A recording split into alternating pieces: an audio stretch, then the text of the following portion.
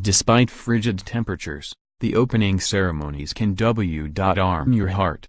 Washington Nationals beat writer Chelsea Janes is switch-hitting this February, covering the Winter Olympics for the Post before heading to spring training. She'll be sharing thoughts and experiences from her rookie games. Her first dispatch is here. PYEONGCHANG, South Korea. About 7 p.m. Friday in South Korea, my colleague Jerry Brewer made an observation in the jam-packed media workroom at the Olympic Stadium. "You're getting antsy," he said, as I unwrapped a handwarmer, an hour before I would possibly need it. "I can see it in your eyes." He was right. I was a little embarrassed to admit it, and surprised that I felt it, but I was excited.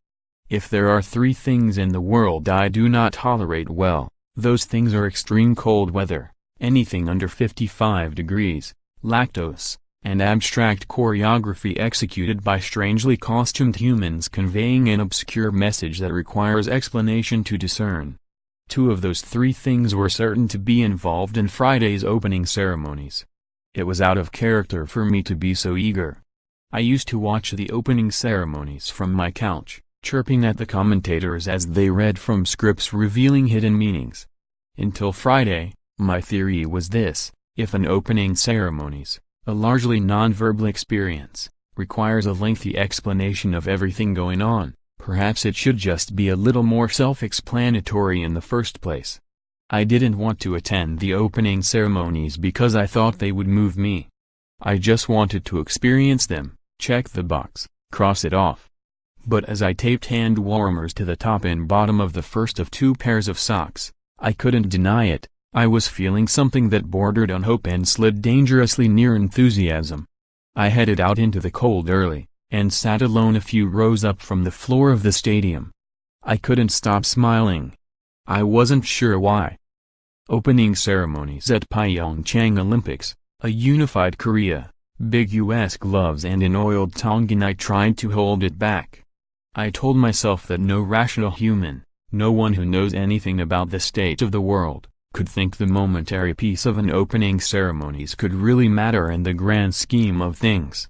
That North Korea was in town and on board amounted to a political maneuver, for one side or the other, or maybe even both, but it didn't solve anything, really. When the news broke that the 2 Koreas would march together, I read and heard people warning against drinking the Kool-Aid. Being more of a tank person, I didn't want to argue. But then the ceremony began. I saw a giant, robotic-looking white tiger with its hindquarters turned in my direction, which is not my preferred angle for viewing giant robotic white tigers, but was nevertheless stunning. The music was beautiful. The other robotic-looking animal things were beautiful. The lighting was beautiful. The choreography, which actually made sense once I read my media guide, conveyed a beautiful message of peace and motion.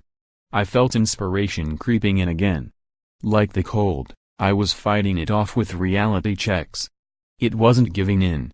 To make matters worse, when the United States team swarmed in for the parade of athletes, something inside me swelled with what I can only assume was pride. Stop that, I thought. This won't heal the divisions, I remembered. Things got worse when the beat dropped to Korean pop hit Gangnam Style. I couldn't fight off the most disturbing thought of all: man, I always loved this song. I recovered in time to decide that the true heroes of the evening were the women required to dance to the pounding beats of classic K-pop for the entire 56 minutes in 93 countries that wound around them. And that the truest triumph of the human spirit was the Tongan flag bearer appeasing the masses by going shirtless again, despite the frigid temperatures. When the Olympic athletes of Russia marched in colorless suits, it was another reminder not to put all of this on too much of a pedestal. When lifelike Donald Trump and Kim Jong-un impersonators were spotted a few feet away, reality crept in again. Before I could see the intentions of the crowds chasing after them, I worried that their rush meant something bad had happened. pic.twitter.com/akatg59h87, Yoel Kim, @Adore 13, February 9, 2018. But when I saw the unified Korean team march under one flag, with the president of South Korea, Kim Jong-un's sister, and Vice President Pence sitting literally feet from each other, watching quietly, those good feelings crept back again. When they sang Imagine over a dove made of hundreds of tiny lights, I couldn't talk myself out of it anymore. When I saw a North Korean woman and a South Korean woman deliver the Olympic torch to the top of the stadium together, I stopped trying. Like the cold that was slowly overtaking my extremities, I wouldn't be able to fight it. I gave up. I decided I would allow myself a night of naivete, with a goofy smile, looking like someone who fell for it all. For 2 hours Friday night, 2 countries with a habit of hating each other pushed pause to participate in a ceremony built entirely around large robotic animals, K-pop and the idea of peace. As a citizen of the world who hopes for better, I can't help thinking that is good. I'll get off the Kool-Aid tomorrow. For one night, I'll enjoy a rookie's foolish optimism, because 2 hours of good, however cold and choreographed, feel a whole lot better than none.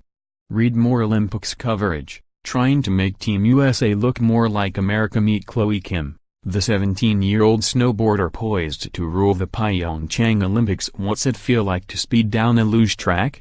See for yourself. Figure skater Adam Rippon coming out. I felt myself owning who I was. Bobsledder Stephen Holcomb left a legacy that resonates among Olympics.